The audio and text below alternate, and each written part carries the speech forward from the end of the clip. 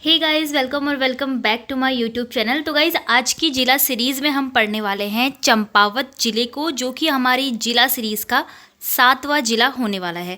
तो इससे पहले हमने 6 जिले कंप्लीट कर लिए हैं। उत्तराखंड जिला सीरीज़ के नाम से मैंने प्लेलिस्ट बनाई है, वहाँ पर आपको सारे ही जिलों की वीडियोस कंप्लीट डिटेल में मिल जाएगी और साथ ही उसके एमसीक्यू भी हम डे बाय डे करते रहते हैं। तो देखिए, इसके जो पीडीएफ फाइल है, जो कि हैंड रिटन नोट्स है मेरे, तो वो आपको मिलेंगे टेलीग्राम ग्रुप में, जिसका लिंक मैंने डिस्क्रिप्शन बॉक्स में दिया है। आप वहाँ से ज्वाइन हो सकते हैं और सारे नोट्स वहाँ पर ही आपको अवेलेबल हो जाते हैं।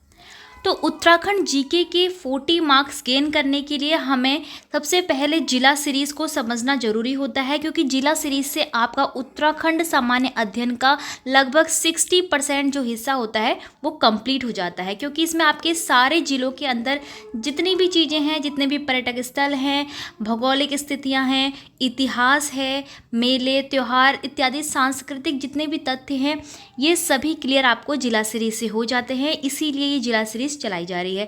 तो चंपावत जिले में आप सबसे पहले पढ़ेंगे, जिस प्रकार से हम हर जिलों को देखते हैं। सबसे पहले हम क्या देखते हैं, उसका मैप देखते हैं। मैप में हम सबसे पहले बाह्य सीमाएं देखते हैं कि कौन कौन से जिले, राज्य या फिर अंतर्राष्ट्रीय सीमाएं लग रही हैं, नदियाँ कौन सी इस जिले में बह रही है और अंदर कौन कौन से प्रमुख स्थल हैं। तो चंपावत की बात करें तो आपको चंपावत का गठन पता ही होगा, 1997 में हुआ था 15 सितंबर को। और इसकी जो भौगोलिक स्थिति मैप से हम समझ लेंगे। यहाँ पर पहले बाह्य सीमाएं देखेंगे तो देखिए, आप बाह्य सीमाएं में देख रहे होंगे पिथौरागढ़, अल्मोड़ा, नैनीताल, ऊधम सिंह नगर और नेपाल। यानी कि जिलों के साथ साथ यह नेपाल यानी कि अंतर्राष्ट्रीय सीमा भी बनाता है।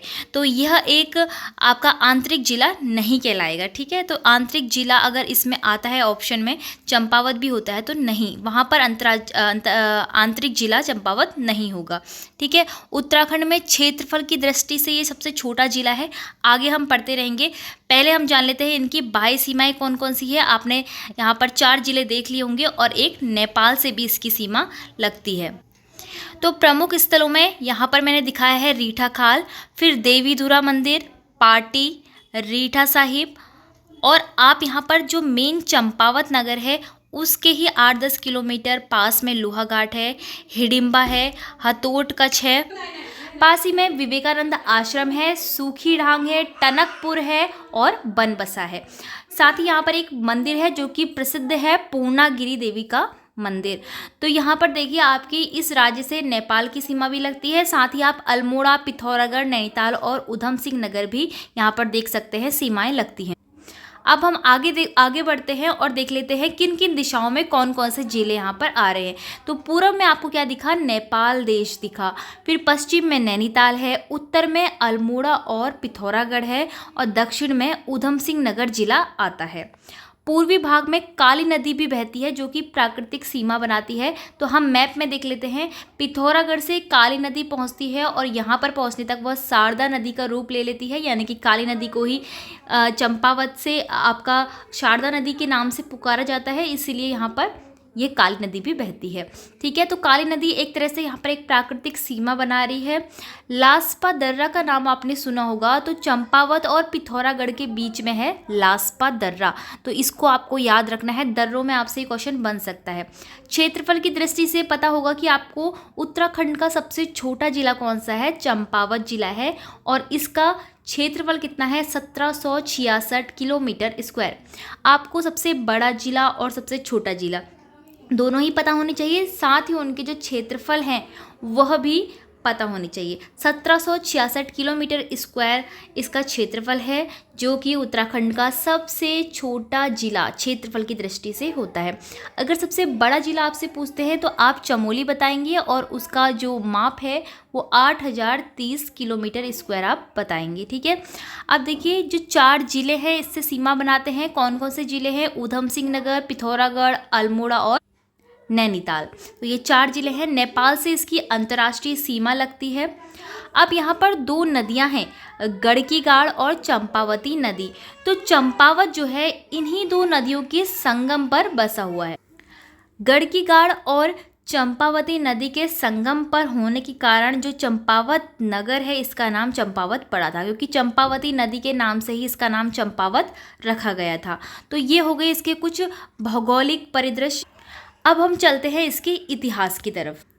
तो देखिए, चंपावत का जो इतिहास है वो काफ़ी पुराना है और इसके इतिहास को हम पॉइंट वाइज पढ़ेंगे, ठीक है। सबसे पहले आप गठन देख लो। 15 सितंबर 1997 ईस्वी को इसका गठन हुआ था। तो जो जो चीज़ें एग्ज़ाम पॉइंट ऑफ व्यू से बहुत ज़्यादा इम्पोर्टेंट है वो आपको यहाँ पर दिखेंगी। गठन से पहले अल्मोड़ा का यह हिस्सा था।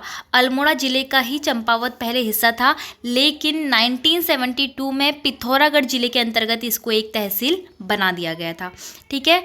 तो गठन से पहले यानी कि 1997 से पहले ये अल्मोड़ा का ही हिस्सा था। 1972 में इसको पिथौरागढ़ की एक तहसील बना दिया गया था। जो चंपावत का इतिहास है वो संबंधित है चंदवंशी राजाओं से, क्योंकि बोला जाता है कि जो चंपावत की स्थापना थी वो चंदवंश के संस्थापक यानी कि प्रथम चंदवंश राजा सोमचंद्र द्वारा की गई थी। सोमचंद ने यहाँ पर राजबुंगा किला बनाया था, जहाँ से उन्होंने अपने शासन की जो है शुरुआत की थी। तो ये आपने जब सोमचंद वाला पढ़ा होगा हिस्ट्री में तो आपको समझ में आया होगा कि जो सोमचंद है सबसे पहले राजबुंगा किला बनाया था चंपावत में, और सबसे पहली उसकी राजधानी भी क्या थी, चंपावत ही थी। तो चंदवंश की सबसे प्राचीन राजधानी भी चंपावत को ही कहा जाता है। चंपावत के कानदेव पर्वत पर भगवान विष्णु का कूर्मावतार हुआ था। चंपावत का प्राचीन नाम कूर्मु है। तो देखिए, जो चंपावत का इतिहास के बारे में हम जब पढ़ते हैं तो सबसे पहले यही बात पढ़ते हैं कि जो चंपावत का इतिहास है वहाँ पर एक कानदेव नाम का पर्वत था, जहाँ पर भगवान ने अपना कैसा अवतार लिया था, कूर्मा अवतार लिया था, यानी कि कछुए का। कच्छपा अवतार भी लिखा है बहुत सारी बुकों में, कूर्मा अवतार, कच्छपा अवतार, ठीक है। तो ये कछुए का अवतार उन्होंने लिया था, तो कछुए की पीठ की तरह ही दिखता है वहाँ पे। तो चंपावत का प्राचीन नाम इसी कारण से कुर्मु भी है, ठीक है। काली कुमाऊं भी बोलते हैं। कूर्मांचल इसी के द्वारा कुमाऊं का नाम भी रखा गया था। काली नदी होने के कारण इसे काली कुमाऊं भी कहते हैं। काली कुमू भी बोलते हैं और काली कुमाऊं भी बोलते हैं। तो इस वजह से इसके नाम कुमू टाइप के पड़े। कुमाऊं क्षेत्र का पहला नगर भी चंपावत को ही माना जाता है, ठीक है। सबसे पहले माना जाता है कि जो चंपावत है यही सबसे पहला नगर था कुमाऊं क्षेत्र में, और चंपावत को ही गोलू देवता का जो है मूल निवास माना जाता है। तो ये हो गया चंपावत के इतिहास के बारे में। तो मेन पॉइंट आप नोट कर लीजिए कि इसकी जो स्थापना कब हुई थी, और पहले ये किसका हिस्सा था, किस राजा ने इसकी स्थापना की थी, ये किसकी राजधानी रह चुका है, और इसकी जो नाम है वो किस किस कारण से पड़े थे। तो देखिए, अब हम चलते हैं यह किलों के बारे में, क्योंकि जो किले हैं वो भी एक तरह से इतिहास का हिस्सा होते हैं, बहुत ही प्राचीन समय में बनाए गए होते हैं। तो किस किस ने बनाए हैं। राजबुंगा किले के बारे में हमने अभी ऊपर पढ़ा कि चंदवंश के प्रथम राजा सोमचंद द्वारा ये बनाया गया था। बाकी और भी 2 किले यहाँ पर है। एक है बाणासुर का किला, जो कि जाना जाता है मारकोट का किला के नाम से। तो इसको भी आपको याद रखना है, बाणासुर का किला जाना जाता है मारकोट के किले के नाम से। और गौलचौड़ का किला भी चंपावत में ही स्थित है। तो 3 किले आपको याद रखने हैं, राजबुंगा किला, बाणासुर किला और गौलचौड़ किला। बाणासुर का आपको दूसरा नाम भी याद होना चाहिए, मारकोट का किला। राजबुंगा का निर्माण कराया था सोमचंद ने। तो किले भी हमने पढ़ लिए हैं। अब बात करते हैं चंपावत जिले के ताल, कुंड और गुफाओं के बारे में, जो कि प्राकृतिक संपदाएं हैं।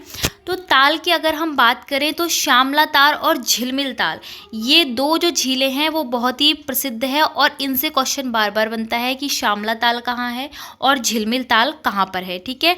कोली ढेक झील भी यहाँ पर है, लेकिन मेन दोनों ये हैं, और इसको भी आपको याद ही रखना है। 3 ही ताल है यहाँ पर। श्यामला ताल के बारे में क्या क्या प्रमुख बातें हैं जो एग्जाम में पूछी जाती हैं। सबसे पहले इसका जिला पूछा जाता है, कहाँ पर स्थित है, तो ये चंपावत जिले में स्थित है। यहाँ सफ़ेद रंग के कमल खिलते हैं। तो ऐसे भी क्वेश्चन बनता है कि जो सफ़ेद रंग के कमल हैं वो उत्तराखंड की किस झील में देखने को मिलते हैं, तो श्यामला ताल इसका करेक्ट आंसर होगा। श्यामला ताल के पास विवेकानंद का आश्रम है, और यहाँ पर झूला मेला भी लगता है। तो इतनी बातें जो है बहुत ज़्यादा इंपॉर्टेंट है। विवेकानंद आश्रम को आपको याद रखना है, क्योंकि पूछा जाता है कि किस ताल के किनारे विवेकानंद का आश्रम है। विवेकानंद आश्रम है श्यामला ताल के किनारे चंपावत में। झूला मेला भी यहाँ पर ही लगता है। जो दूसरा ताल है यहाँ पर झिलमिल ताल, तो झिलमिल ताल का यहाँ पर जो मेन बात है वो आकार है, क्योंकि इसका आकार क्या है, गोलाकार, गोल आकृति में यह ताल है। और यह एग्ज़ाम में बहुत बार पूछा भी गया है, गोलाकार ताल कौन सा है या फिर झिलमिल ताल का आकार क्या है। झिलमिल ताल कहाँ पर स्थित है, चंपावत में स्थित है। अब जो इसकी लास्ट झील है वो है कोली ढेक झील, ये भी चंपावत में इसका निर्माण किया जा रहा है। ठीक है, तो ये 3 झीलें आपको याद रखनी है, श्यामला ताल, झिलमिल ताल और कोली ढेक ताल। अब बात करते हैं गुफा और कुंड के बारे में। तो गुफाओं में यहाँ पर पाताल रुद्रेश्वर गुफा है, इसकी खोज हुई थी 1993 ईस्वी में। और एक ख़ास बात इसमें यह है कि इसकी खोज जो है 14 वर्ष के एक बालक द्वारा की गई थी। तो इतना आपको याद रखना है पाताल रुद्रेश्वर गुफा के बारे में। 1993 में 14 वर्ष के एक बालक द्वारा इसकी खोज की गई थी। दूसरी यहाँ पर गुफा है गब्यूडी गुफा, जो कि कहाँ पर है, चंपावत के देवीधुरा में है। देवीधुरा आपने मैप में देख लिया होगा। ठीक है, तो अब यहाँ पर जो कुंड है, एक कुंड है यहाँ पर सीता कुंड। ठीक है, एक ही कुंड आपको याद रखना है, सीता कुंड।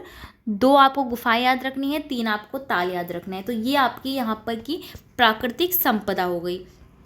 इसके अलावा यहाँ पर एक नौला है, एक हथिया नौला, काफ़ी प्रसिद्ध नौला है। यहाँ पर ये एक पर्यटक स्थल है, यहाँ पर लोग घूमने जाते हैं, एक हथिया नौला देखने जाते हैं, क्योंकि प्राचीन समय का बनाया गया था। और इसके बारे में एक यहाँ पर बात भी है।